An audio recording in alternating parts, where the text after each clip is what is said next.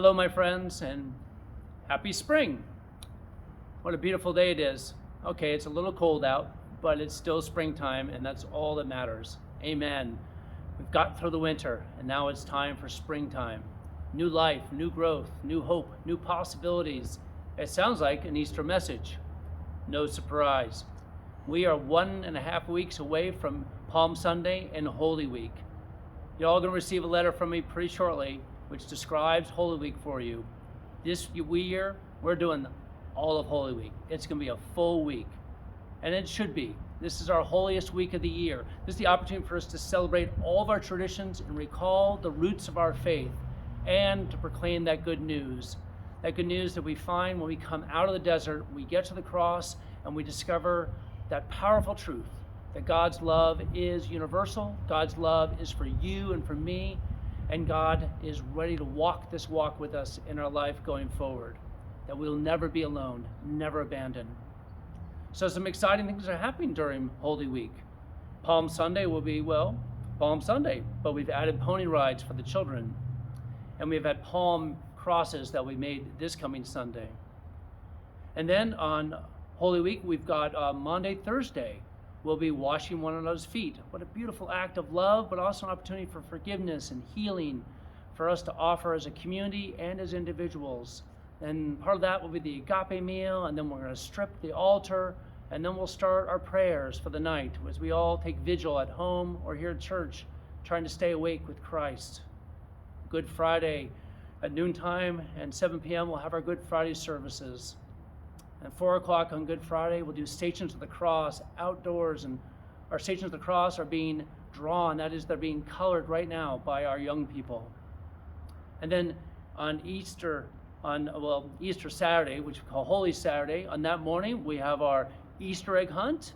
I don't know if St. Thomas has had one before, but we've got one this year, and grateful for that opportunity on that Saturday morning. And then that evening, the great Easter Vigil.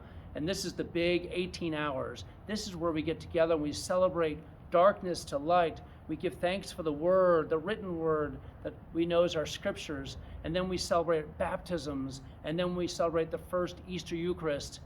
It's a beautiful service. Our youth will be teaching us the word in that liturgy in their dramatic way. I look forward to that. I can't wait. And then Easter Sunday, what more does it say about Easter Sunday? Except this year it's 9 o'clock and 11 o'clock in the morning.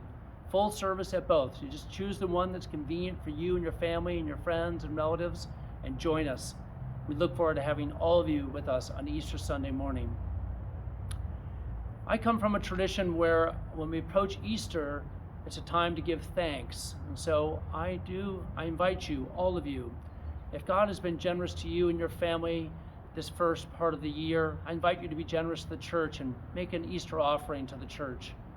As you know, our operating budget is thin. In fact, it's operating in a deficit. And anything we can do as a community to make that more sustainable and actually fund our ministries would be really helpful. Because what we got going here, this new life, this new birth, is really exciting. The other part about new growth and new birth and new life and Easter is we get to prepare for our bishop who's coming in June.